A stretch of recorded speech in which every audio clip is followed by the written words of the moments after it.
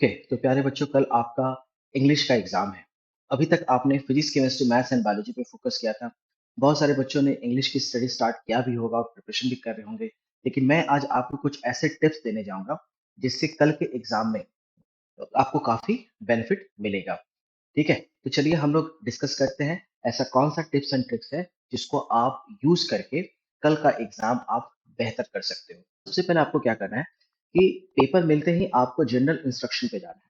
General instruction में अगर आप देखोगे तो यहाँ पे क्लियरली मेंशन किया है कि each activity has to be answer in complete sentence या सेंटेंसेस। मतलब कि जब आप कोई भी आंसर करोगे, सपोज कोई पैसेज दिया है, कोई कॉम्प्रिहेंशन दिया है और उस कॉम्प्रिहेंशन में टोटल 6 एक्टिविटीज है, तो हर एक एक्टिविटी का जब तुम आंसर करोगे तो वो एक कंप्लीट सेंटेंस में रखना है। ठीक है, एक सेंटेंस भी हो सकता है या एक से ज्यादा सेंटेंस भी हो सकता है। इस चीज को ध्यान में रखना है। Next, answer written in only one word will not be given complete credit. बहुत सारे बच्चे क्या करते हैं कि आंसर का सिर्फ आंसर लिखते समय एक वर्ड लिख देते हैं। नहीं, उस वर्ड को डिस्क्राइब करना है आपको। कोशिश करना है उसको सेंटेंस में लिखने का। अब जैसे मान लो कि कहीं भी कोई क्वेश्चन आया और उस क्वेश्चन का आंसर फॉल्स है, तो फिर आप फॉल्स लिख सकते हो, या ट्रू है तो ट्रू लिख सकते हो। उस पर एक्सप्लेनेशन की जरूरत नहीं है। लेकिन अगर हम उसको एक्सप्लेन कर देते हैं कि अगर ये स्टेटमेंट फॉल्स क्यों है, तो उस पर मार्क्स कट नहीं होगा। तो हमें अवॉइड करना है कि हम आंसर को सिंगल वर्ड में ना लिखें, उसको एक कंप्लीट सेंटेंस में लिखें। नेक्स्ट, जो आपको कल के एग्जाम में ध्यान क्या रखना है कि only the correct activity number written in case of options will not be given any credit. Only the correct activity number written in case of options will not be given any credit. ठीक है, means आपको answer लिखते समय ये चीज ध्यान रखना होगा कि सेक्शन 1 है। ठीक है, सेक्शन 1 है। सेक्शन 1 में क्वेश्चन नंबर आप 1 कर रहे हो, तो क्वेश्चन नंबर 1 में आप सपोज ए आंसर कर रहे हो, ए का फर्स्ट एक्टिविटी कर रहे हो, एक्टिविटी का आंसर लिखना है, यहाँ पे सेकंड एक्टिविटी का, यहाँ पे थर्ड एक्टिविटी का आंसर लिखना है। तो इस सीक्वेंस को हमें मेंटेन करना है। हर एक सेक्शन जब हम स्टार्ट करेंगे तो एक नए पेज से स्टार्ट करेंगे। इस बातों का ध्यान रखना है। जब हम डायग्राम ड्रॉ करते हैं या कोई फ्लो चार्ट बनाते हैं या टेबल बनाते हैं, तो ये कोई रैंडम डायग्राम या फ्लो चार्ट या टेबल नहीं आना चाहिए। वो जो डायग्राम है या जो टेबल है वो आंसर से अलाइंड होना चाहिए। मीन्स अगर हमें उस आंसर में उस डायग्राम या टेबल की रिक्वायरमेंट है, तभी हमें उसको ड्रॉ करना है। Next, only the word written without the presentation of activity format will not be given credit. Means only the word written without presentation of activity. Means अगर आप आंसर सिर्फ वर्ड में लिखते हो और वहां पे डायग्राम की रिक्वायरमेंट है या टेबल की रिक्वायरमेंट है, तो अगर आपने टेबल या डायग्राम ड्रॉ नहीं किया, सिर्फ आंसर्स को वर्ड में लिखा, तो आपको क्रेडिट मीन्स मार्क्स नहीं दिया जाएगा। ठीक है, तो आपको इस चीज को ध्यान रखना है कि जो भी टेबल की नेसेसिटी है, वहां पे आपको टेबल या डायग्राम को ड्रॉ करना है। यूज कलर पेन या pencils etcetera is not allowed. ठीक है, ऐसा नहीं कि आपने टेबल जो है कलरफुल पेन से बना दिया या डायग्राम आपने कलरफुल पेन से बना दिया, ये अलाउड नहीं होता है। ठीक है, आप या तो ब्लू पेन या ब्लैक पेन ही यूज कर सकते हो। ठीक है, ये क्लियरली यहाँ पे मेंशन है, ओनली ब्लू या black pens are allowed. Multiple answers to the same activity will be treated as wrong and will not be given any credit. ठीक है, फॉर एग्जाम्पल एक क्वेश्चन का आप आंसर लिख रहे हो। ठीक है, और आंसर लिख रहे हो और उसमें तुमने एक ही क्वेश्चन में बहुत सारे क्वेश्चन का आंसर लिख दिया, है ना। एक्टिविटी 1 का भी लिख दिया, एक्टिविटी 2 का भी लिख दिया, एक्टिविटी 3 का भी लिख दिया, तो वैसे सिचुएशन में उस क्वेश्चन का वो आंसर रॉन्ग समझा जाएगा। ठीक है, तो बिल्कुल आपको सटीक आंसर लिखना है। अगर जिस जो एक्टिविटी है उसी से रिलेटेड आंसर हमें लिखना है, अदर एक्टिविटीज के आंसर उसमें नहीं लिखने हैं। Maintain the sequence of this section. तो पहले आंसर में क्या आना चाहिए, जैसे मैंने आपको बताया कि किस सेक्शन में हो आप, तो सेक्शन 1। तो ऐसे आपको पेपर में लिखना है, सेक्शन 1। सेक्शन के बाद फिर आएगा क्वेश्चन नंबर। ठीक है, तो अभी हम क्वेश्चन नंबर 1 का आंसर लिख रहे हैं। फिर आएगा एक्टिविटी, तो क्वेश्चन नंबर 1 में फर्स्ट एक्टिविटी है ना, then second activity, then third activity. आप ऐसे इसका आंसर लिख सकते हो। उसके बाद हमें ये चीज ध्यान रखना है कि हमारा पेपर पैटर्न क्या है ना। हमें ये चीज क्लियर होना चाहिए कि इंग्लिश के पेपर में सेक्शन 1, 2, 3 एंड 4, तो सेक्शन 1 में किस टाइप के क्वेश्चन एक्सपेक्टेड है, तो कॉम्प्रिहेंशन बेस्ड क्वेश्चन होते हैं उसमें। ठीक है, तो यहाँ पे क्लियर लिखा है section 1 is pros and comprehension, language, study, summary and mind mapping based. ठीक है, तो इसमें होता क्या है कि ऐसे कॉम्प्रिहेंशन आपको दिए जाएंगे, एक ऐसा पैसेज लगभग 275 टू 300 वर्ड का पैसेज आपको दिया जाएगा, जिसको आपने पहले देखा है, ये नॉर्मली आपके टेक्स्ट बुक से रहेगा, है ना। और इसमें इस तरह के 6 एक्टिविटीज होते हैं जिसका आपको आंसर करना होता है। तो जो पहला एक्टिविटी है, जो पहला क्वेश्चन होगा उस पैसेज में से ग्लोबल अंडरस्टैंडिंग पे क्वेश्चन होगा, दूसरा होगा वो कॉम्प्लेक्स फैक्चुअल पे क्वेश्चन होगा, तीसरा जो होगा वो inference, interpretation and analysis based questions होंगे, चौथा जो क्वेश्चन आएगा वो प्रश्न रिस्पॉन्स बेस्ड क्वेश्चन होगा, पांचवा जो होगा लैंग्वेज स्टडी, एंड छठा जो होगा वो वोकैबुलरी। ठीक है। और सेक्शन वन में ही जो वन का जो बी क्वेश्चन रहेगा, वो normally non textual grammar based question होते हैं, जैसे बी वन और बी टू। बी में दो क्वेश्चन ऐसे आएंगे, जैसे लिखा हुआ है यहाँ पे डू एज डायरेक्टेड, या ट्रांसफॉर्मेशन ऑफ सेंटेंसेस, या स्पॉट द। ठीक है। तो ये आपका सेक्शन वन है। सेक्शन नंबर वन में क्वेश्चन नंबर टू जो होगा वो भी कॉम्प्रिहेंशन बेस्ड क्वेश्चन ही होगा, लेकिन एक ऐसा पैसेज आएगा जिसको आपने कभी देखा नहीं है, वो अनसीन रहेगा। ठीक है। जैसे क्वेश्चन वन आपने पहले ऑलरेडी टेक्स्ट बुक में देखा था, लेकिन क्वेश्चन नंबर टू जो होगा वो बिल्कुल नया जो है वो कॉम्प्रिहेंशन रहेगा। ठीक है। इसमें भी जो कॉम्प्रिहेंशन होगा वो 275 टू 300 वर्ड का कॉम्प्रिहेंशन रहेगा। ठीक है। इसमें भी 6 क्वेश्चंस के आंसर्स आपको देने होंगे, 6 क्वेश्चन का आंसर, जिसका मीन्स हर एक क्वेश्चन का वेटेज क्या होता है, 1 2 3 4 5 6। ठीक है। तो 6 इंटू ये 2 अराउंड 12 मार्क्स हो गए इसमें। ठीक है। क्वेश्चन नंबर 2 में जो बी पार्ट क्वेश्चन होगा वो नॉर्मली समरी लिखने को आपको आएगा, कि आपने पैसेज का आपको समरी लिखना है ना। ये इसके लिए आपको 3 मार्क्स अलॉट किए जाएंगे। क्वेश्चन नंबर 2 का जो सी रहेगा वो माइंड मैपिंग रहेगा। Mind mapping means develop a mind mapping frame या डिजाइन योर आइडियाज या थॉट्स या concepts to illustrated developed on the given topic. ठीक है। तो जो भी आपको टॉपिक दिया रहेगा, वो टॉपिक क्या, उसके बारे में आपका क्या आइडिया है वो आपको लिखना होगा, या आपका क्या थॉट है वो आपको लिखना होगा। उसके लिए आपको 3 मार्क्स दिए जाएंगे। तो बच्चों, अगर हम सेक्शन वन की बात करें तो सेक्शन वन में दो क्वेश्चन आएंगे, question number one and question number two. Question number one का जो वेटेज है वो 16 मार्क्स है, और क्वेश्चन नंबर टू जो आएगा वो 18 मार्क्स का आएगा। मतलब 16 प्लस अगर हम 18 कर दें तो 34 मार्क्स तो यही हो जाता है। ठीक है। इसलिए सेक्शन वन आपसे हो जाएगा, क्योंकि इसमें एक ऑलरेडी पैसेज दिया रहता है और उसी पैसेज से आपको आंसर सर्च करके लिखना होता है, जिसमें मार्क्स आने की प्रोबेबिलिटी मैक्सिमम है। लेकिन आपको ऐसा कोई भी आंसर नहीं लिखना है जो बनावटी आंसर हो। ठीक है। आंसर जो होना चाहिए उसको ग्रामेटिकली फॉर्म करना है, और वो जो आंसर होना चाहिए वो पैसेज से ही होना चाहिए। और एक चीज और भी ध्यान रखना है कि आंसर्स को लिखते समय टाइम का ध्यान रखना है आपको। ऐसा नहीं है कि आप आंसर्स को बहुत लंबे लिखे जा रहे हो जिसकी कोई नेसेसिटी नहीं है ना, और आपका टाइम बाकी क्वेश्चंस में शॉर्टेज हो गया। आंसर्स लिखना कैसे पेपर में, इस चीज को आप यहाँ पे देख सकते हो। जैसे आप सेक्शन वन में हो और क्वेश्चन नंबर वन है ना, आप देखो यहाँ पे पहले सेक्शन ऐसे मेंशन कर देना आंसर शीट पे, मिडिल में सेक्शन मेंशन कर देना। अच्छा, यहाँ पे दो लाइन ऐसे ड्रॉ कर लेना, ऐसे दो लाइन ड्रॉ कर लेना। यहाँ पे देखो क्वेश्चन वन ए ऐसे लिखना, फिर ए का एक्टिविटी नंबर वन लिख रहे हो आप, है ना। तो देखो यहाँ पे लिखा हुआ फॉल्स, तो ये चाहता तो सिर्फ आंसर ऐसे फॉल्स में लिख करके छोड़ सकता था, लेकिन उसने उस चीज को क्या किया, डिस्क्राइब किया कि द एस्ट्रोलॉजर्स। मैं जस्ट एक सैंपल ले रहा हूँ। ठीक है। कोई क्वेश्चन होगा उसका आंसर देखो कैसे लिखा जाता है। The astrologers professional equipment included a mistake chart and a notebook, फिर फुल स्टॉप। ठीक है। तो ऐसे आंसर लिखना है। अच्छा, दो आंसर्स के बीच में हमेशा जगह छोड़नी है आपको। तो देख सकते हो यहाँ पे आपको गैप दिख रहा है। अब क्वेश्चन नंबर टू लिखा है, फिर यहाँ भी फॉल्स लिखा है। अच्छा, चाहता तो फॉल्स के बगल में भी ये चीज ऊपर लिख सकता था, तो नहीं, फॉल्स के नीचे ये चीज लिखना है। ठीक है। सेंटेंस को नीचे लिखना है। यहाँ पे देखो फॉल्स, फिर चाहता तो इसको उठा के यहाँ लिख सकता था, लेकिन नहीं, नीचे से लिखा था astrologer sat under the box of spreading, वगैरह वगैरह। ऐसा अब पढ़ लेना इसको। ठीक है।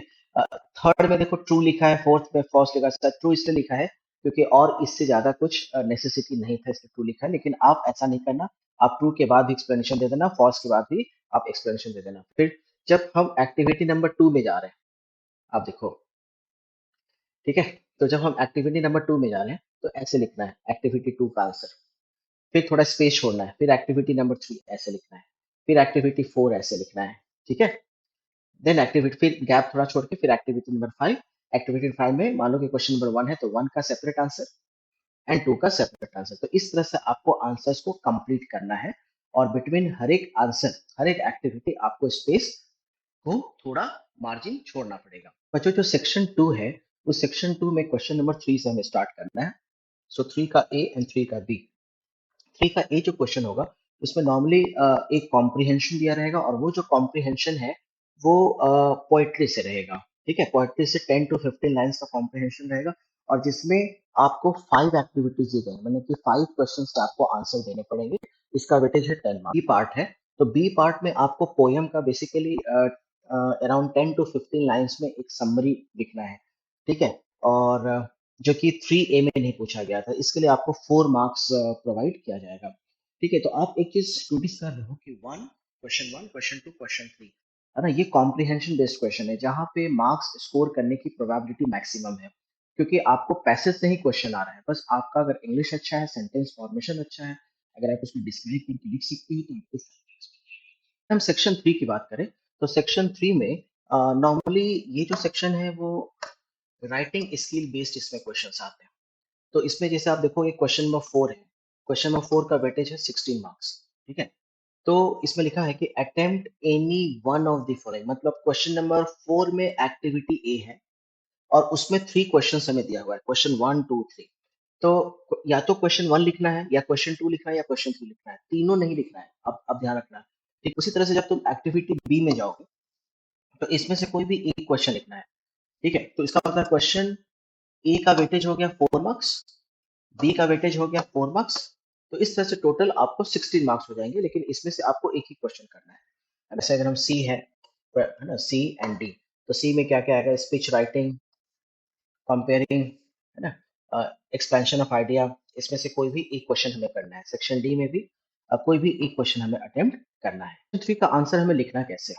तो लिखने के लिए हमें ये चीज ध्यान रखना होगा कि अगर ये सपोज क्वेश्चन नंबर 4 का फर्स्ट जो क्वेश्चन है, ड्राफ्टिंग अ वर्चुअल मैसेज, है ना, या स्टेटमेंट ऑफ पर्पस, या ग्रुप डिस्कशन, इसमें से कोई भी एक क्वेश्चन हमें करना है।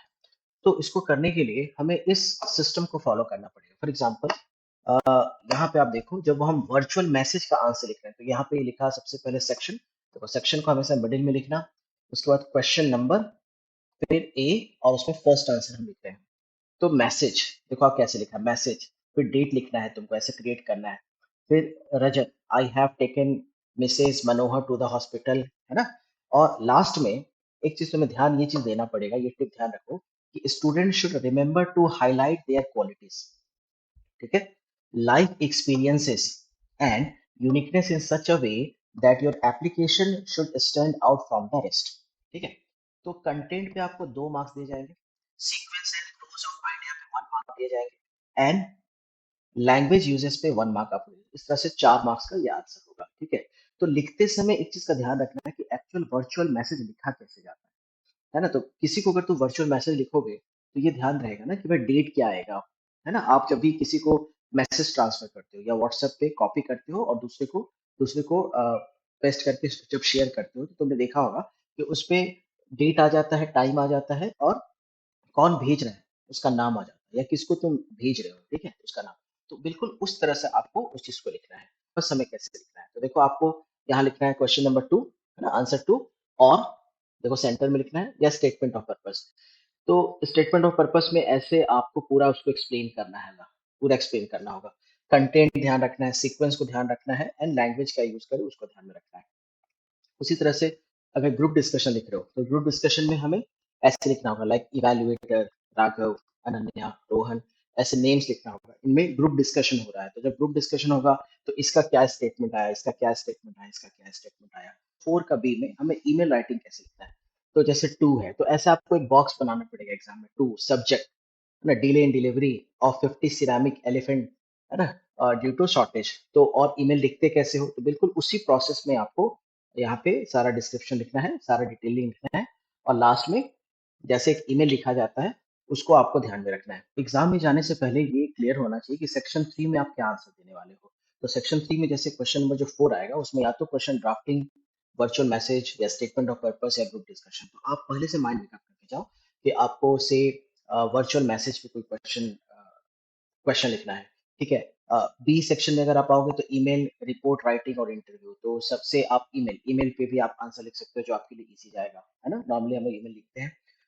4 में speech, comparing and expansion of ideas. ठीक है, तो स्पीच लिख सकते हो, है ना, इसमें आप यूज टू हो। और 4 में 4 के डी में अगर जाते हो तो रिव्यू, ब्लॉग या अपील, तो आई थिंक रिव्यू लिखना ज़्यादा या ब्लॉग लिखना ज़्यादा आपके लिए ईज़ी होगा। ठीक है? तो ये पहले से ही आप माइंड मेकअप करके जाओ, हर एक जो एक्टिविटीज़ है उसके लिए आपको 4 मार्क्स दिए जाएँगे, तो ये भी बहुत ईज़ी है, इसमें आप ईज़िली स्कोर कर सकते हो।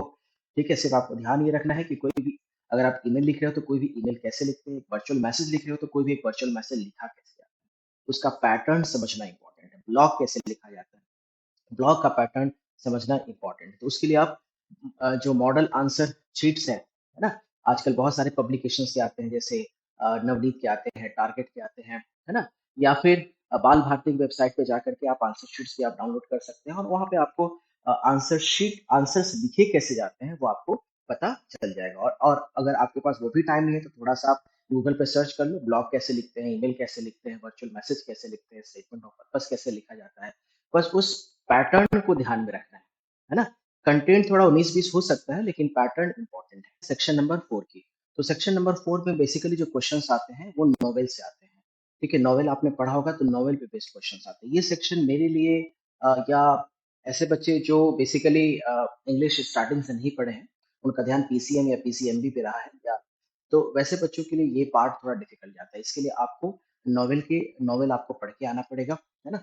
तो लेकिन इस ये काफ़ी स्कोरिंग पार्ट है, इसमें अराउंड 16 मार्क्स के क्वेश्चन आते हैं। आप देख सकते हो क्वेश्चन नंबर 5 का ए, बी, सी, डी, ठीक है?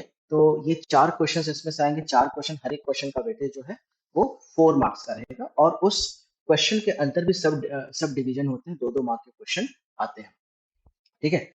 तो ये है नॉवेल के क्वेश्चन जो कि थोड़ा टफ रहेंगे, लेकिन यस आपको करना क्या है कि लास्ट 5 या 6 ईयर्स में जो भी नॉवेल के क्वेश्चंस आए हैं वो आपको एक बार पढ़ करके चले जाना है और उसको समझ करके चले जाना है। तो अगर आप पूरा पेपर को अगर आप देखो, तो पेपर में जो सेक्शन 1 था, उसमें कॉम्प्रिहेंशन दिया रहेगा, है ना? उसमें 2 कॉम्प्रिहेंशन आएँगे, एक जो आप पहले से आप जानते हो, सीन रहेगा, मैंने आपने टेक्स्ट बुक में उस तरह के कॉम्प्रिहेंशन पढ़े हैं, और जो क्वेश्चन नंबर 2 रहेगा वो अनसीन रहेगा, मीन्स बिल्कुल नया कॉम्प्रिहेंशन रहेगा। लेकिन क्योंकि हमें एक पैसेज दिया हुआ है और पैसेज से ही आंसर लिखना है, तो वो क्वेश्चंस करना ईज़ी। उसके बाद अगर हम सेक्शन 2 में जाते हैं, तो उसमें भी कॉम्प्रिहेंशन आते हैं, लेकिन पोएट्री से आते हैं, जो कि वो भी हमसे हो सकता है। सेक्शन 3 में भी अगर आप देखो तो हमें या तो ईमेल राइटिंग लिखने के लिए आता है, या फिर हमें ब्लॉग राइटिंग लिखने के लिए आता है, या मैसेज लिखने के लिए आता है, ठीक है? तो जिसके बारे में ऑलरेडी हम अवेयर हैं, लिखा कैसे जाता है, ठीक है? तो अगर हम बात करें तो 1, 2, 3 काफ़ी ईज़ी है, हम ईज़िली उसमें स्कोर कर सकते हैं, ठीक है? नेक्स्ट जो आता है, जहाँ पे नॉवेल की बात आ जाती है, वो थोड़ा-सा क्रिटिकल है, डिफिकल्ट है, क्योंकि उसके लिए आपको स्टडी करना पड़ेगा। तो लास्ट 5 ईयर्स का पेपर देख लेना, उसमें कैसे-कैसे क्वेश्चन्स आए हैं नॉवेल के, वो सारे क्वेश्चन्स आप रिवीजन करके चले जाना। अच्छा, ये तो हो गई पेपर की बात, और पेपर को पढ़ना कैसे है। एग्जामिनेशन में जो सबसे इंपॉर्टेंट होता है, वो होता है सेल्फ कॉन्फिडेंस, ठीक है? तो जैसे कल आपका एग्जाम है, तो आपको ये चीज ध्यान रखना है कि आपका रिवीजन जो है आज रात 12 बजे तक हो जाना चाहिए। फिर आपको 12 बजे सो जाना है ना? 12 बजे आपको सो जाना है, अच्छे से 6 से 8 घंटे की नींद आपको लेनी ही लेनी है, ठीक है? और सुबह सेंटर पे, है ना? सुबह सेंटर पे आपको कम से कम हाफ एन आवर या 45 मिनट्स पहले पहुँच जाना है। हाफ एन आवर 45 मिनट्स पहले पहुँच जाना है ना? क्यों? क्योंकि आजकल आपको पता है ट्रैफिक वगैरह की काफ़ी प्रॉब्लम होती है ना? तो कोई भी चीज़ ऐसा नहीं होना चाहिए कि बिल्कुल रश में होना चाहिए। तो आप पहले पहुँच जाओ, थोड़ा-सा जा कर के आप उस इन्वायरमेंट में सेट हो जाओ, और सेट होने के बाद जब पेपर आए, जब आंसर शीट आए, तो उस आंसर शीट में को प्लान कर लेना, लिखने से पहले प्लान कर लेना। तो पीछे 1 या 2 रफ पेजेस बना लेना, और उस रफ पेजेस में प्लान कर लेना कि हमें आंसर्स लिखना कैसे है। अच्छा, बहुत सारे बच्चे करते क्या है कि जैसे क्वेश्चन 1 लिखा, फिर वो क्वेश्चन 3 लिखेंगे, फिर क्वेश्चन 6 लिखेंगे। तो आप ऐसे सीक्वेंस को अवॉइड करना, ठीक है? आप 1, 2, 3, 4, 5, 6, 7 ऐसे एक सीक्वेंस में आंसर्स लिखते जाना। हाँ, सपोज़ मान लो कि अगर आपको क्वेश्चन नंबर 2 नहीं आता है, तो वो स्पेस आप ब्लैंक छोड़ देना, है ना? फिर आप 3 स्टार्ट करना, फिर 4 स्टार्ट करना, ऐसे आप सीक्वेंस में जाना। तो जो पेपर जो टीचर्स पेपर चेक करते हैं, उनके लिए वो काफ़ी कंफर्टेबल जाता है, और ऐसे आपके आंसर में और आंसर के थ्रू सिंसियरिटी भी दिखता है, ठीक है? हैंडराइटिंग पे फोकस करना, ध्यान रखना, ग्रामेटिकली मिस्टेक कम से कम हो, और आंसर जो भी लिखना है उसको बना करके नहीं लिखना है ना? वो जो डेटा आप जो भी डेटा दे रहे हो, तो वो डेटा जो है वो कॉम्प्रिहेंशन से ही आना चाहिए, ठीक है? ये इन सब चीज़ों का आपको ध्यान में रखना है। जो क्वेश्चन ऐसा लगे कि आपको बिल्कुल भी नहीं आ रहा है, तो बेटर है कि उसमें कुछ फेंकना नहीं है, आपको उस चीज़ को ब्लैंक छोड़ देना है, नहीं लिखना है, ठीक है? तो आप इन सब चीज़ों का ध्यान रखना है। टाइम लिमिट भी बहुत इंपॉर्टेंट है, 3 घंटे का एग्जाम है। तो अगर 3 घंटे का एग्जाम है तो आपको ये ध्यान रखना चाहिए कि ऐसा ना हो कि किसी क्वेश्चन में आपने बहुत ज्यादा समय दे दिया और किसी क्वेश्चन में समय आपका कम हो गया। ठीक है, तो आपको बिल्कुल उसको प्रॉपरली मैनेज करना है। टाइम को आपको हमेशा वॉच देखते रहना है और उसके हिसाब से आपको अपने आपके आंसर्स प्लान करने पड़ेंगे, क्योंकि आपके 10 से 15 मिनट जो है रोल नंबर लिखना है ना जाने वाला है। तो इन सब चीजों का आपको ध्यान में रखना है, अपने अंदर कॉन्फिडेंस रखना है और हमेशा ये चीज ध्यान रखना है कि बोर्ड के मार्क्स बहुत इंपॉर्टेंट होते हैं। ये मार्क्स की जो है ये एक एलिजिबिलिटी क्राइटेरिया है। जेई मेंस या एडवांस के लिए आपको कम से कम 75% मार्क्स चाहिए। बिटसेट में तो जो बच्चे टॉपर हैं, जो स्टेट टॉपर होंगे, उनका तो बिटसेट में डायरेक्ट एडमिशन हो जाएगा। तो मार्क्स बहुत बहुत इंपॉर्टेंट है। आगे भी इंजीनियरिंग कॉलेज में जब आप जाओगे तो बहुत सारे मल्टीनेशनल कंपनी मार्क्स देखते हैं, है ना। और आपका कल फर्स्ट पेपर है, इंग्लिश का पेपर है। इंग्लिश पहले से ही आपका स्ट्रांग है, आपने इंग्लिश मीडियम में पढ़ाई किया है, तो कल एक अच्छा अपॉर्चुनिटी है। आप इसमें ज्यादा से ज्यादा स्कोर करना, सिर्फ ये नहीं सोचना कि अच्छा चलो बस एग्जाम में जाते हैं, अपियर हो जाते हैं और पासिंग के लिए लिख करके आ जाते हैं। ये एटीट्यूड नहीं होना चाहिए। आपको 100% कल के एग्जाम में देना है और बहुत अच्छा लिखना है। ऐसा पेपर लिखना है कि जब आप एग्जामिनेशन हॉल से बाहर आए तो आपको अपने ऊपर एक प्राउड फील हो। तो बच्चों, प्यारे बच्चों, ऑल द बेस्ट। कल से आपका एग्जामिनेशन स्टार्ट हो रहा है। मैं चाहता हूं कि आप अपने एग्जाम में हर एक पेपर में बहुत अच्छे स्कोर करें और बहुत आगे बढ़ें। All the best for your exam.